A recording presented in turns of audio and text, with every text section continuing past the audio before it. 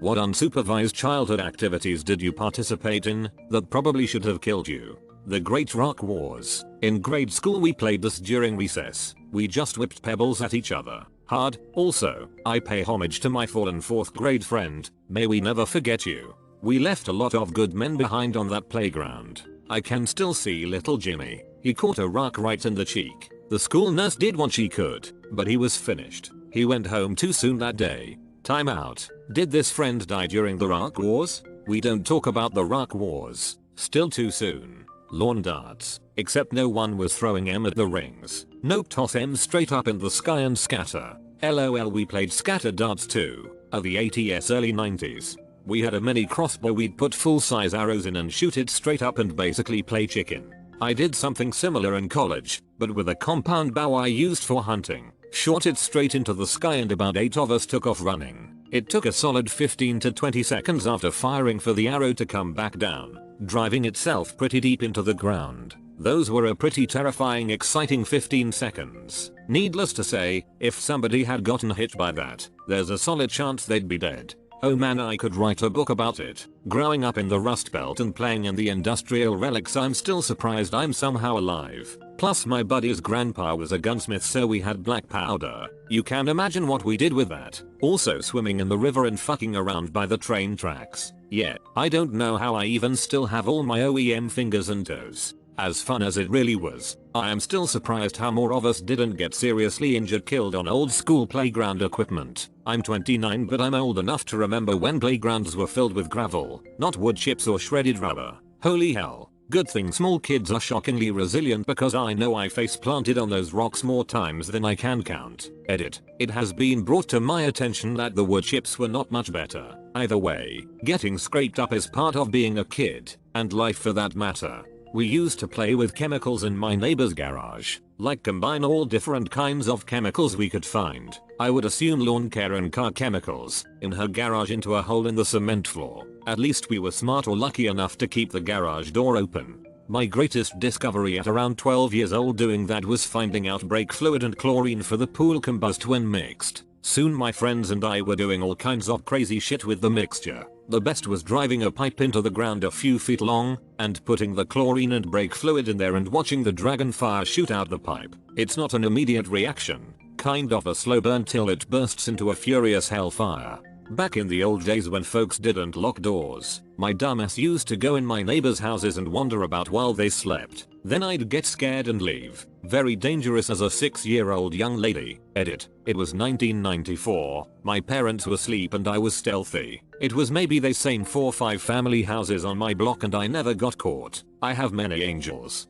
Okay, but why at 6? I was mortified to even look into my neighbor's backyard, let alone break into people's houses at night. We used to dig tunnels through the hay that they stored in the barn that would be like 10 meters high in places. The tunnels would regularly collapse and we'd just shrug it off and dig another. Quite the same activity but with snow. Few times in news I've read about child suffocating into a tunnel they made that collapsed. Extra bonus if you could find a half sheet of rotted plywood to use for the roof to your cave and cover it with snow. At 9, I boiled acid from a chemistry set and exploded the beaker, spreading molten acid all over the room. Glass shards missed my eye by millimeters. I built a roller coaster track down a steep hill when I was 10. The trial run nearly killed me. A friend and I built a spectacular bonfire out of a whole neighborhood worth of discarded Christmas trees. We built it inside a large storm sewer. It smoldered for days, sending smoke out storm drains for hundreds of yards. I barely got out of the storm sewer alive. As far as I know, nobody even called the fire department. Apparently smoke coming out of drains was passe. I rode my bike 45 minutes each way on rural highways with poor visibility and no shoulders in order to spend 10 minutes kissing a girl before her parents told me to go away. Age 14 was hell. I stepped out into traffic in front of a bus in London, England. I didn't see the bus because I was a stupid American who looked the wrong way for oncoming traffic.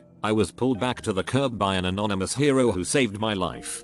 Previous owner of my childhood home left a bunch of random chemicals in the garage. He was into home improvement and stuff, and my siblings tooled to playing mad scientist. Several instances of unknown gases spreading through the garage later and we're still around. My co-worker was given a chemistry kit as a kid, back in the day when things like mercury weren't uncommon. He finished up all the guided experiments and then decided to start making random combinations of stuff. One day he mixed some stuff and it exploded. In his bedroom, room was covered floor to ceiling in brown smelly goop. I used to rollerblade off the roof and onto the trampoline. It hurts to think about it now. I'm still shocked I never got hurt. Morning edit. Wow. So this is what it's like. My gold cherry, now gone. Thank you for the awards. I'm glad everyone could share their trampoline stories. My backyard was lower than my front yard, so the back deck was 8 feet or so above the backyard. We would jump off onto the trampoline, swimming in the drainage canal by my house. Barbed wire,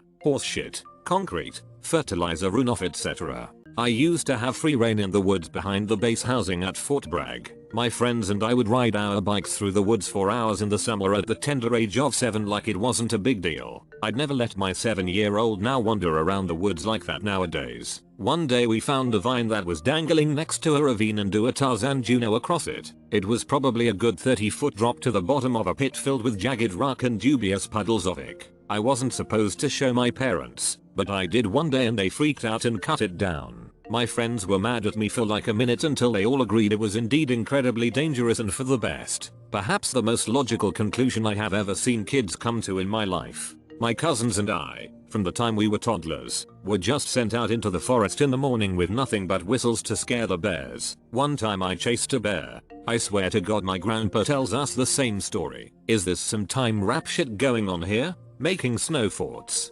Fortunately my friend found my legs because I was panicking while suffocating. Before paintball, we only had BB guns to shoot at one another. Needless to say, there weren't any fancy face masks or other protective gear.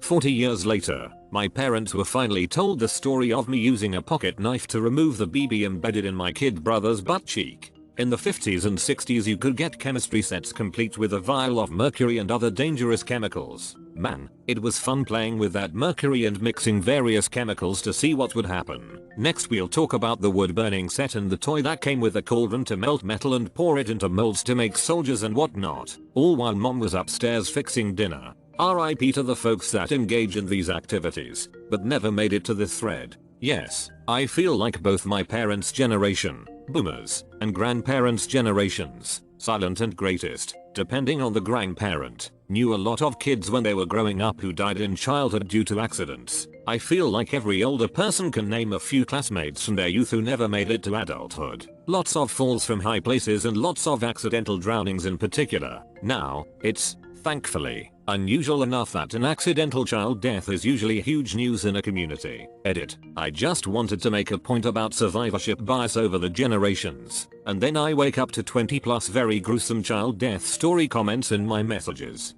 For a little bit it was a mid-level school fad to throw yourself off public buses as they were slowing down and do a roll on the sidewalk. I smacked my midsection on a telephone pole and had bruises for weeks lol. Growing up in a family that hunted, it wasn't uncommon to find .22 bullets in the garage or in hunting bags. My brother would take bullets that he found, place them on a log, and then smash them with a hammer. Luckily he outgrew that phase. I hate to be a one-upper, but we would do something similar with .22 and shotgun shells. We were preteens, owners of Red Ryder BB guns, and unsupervised rounds of ammunition. We would get bored at plinking cans, birds, and squirrels, so we lined up shotgun shells and .22 rounds and shot them with our BB guns. We would routinely have to dodge the .22 casings shooting back at us after we hit the primer. Looking back on it, I'm really surprised none of us were seriously injured. I grew up within the boundaries of Tufts University's campus. At the end of my street was a campus building that was 6 stories high. I remember climbing to the top of the fire escape,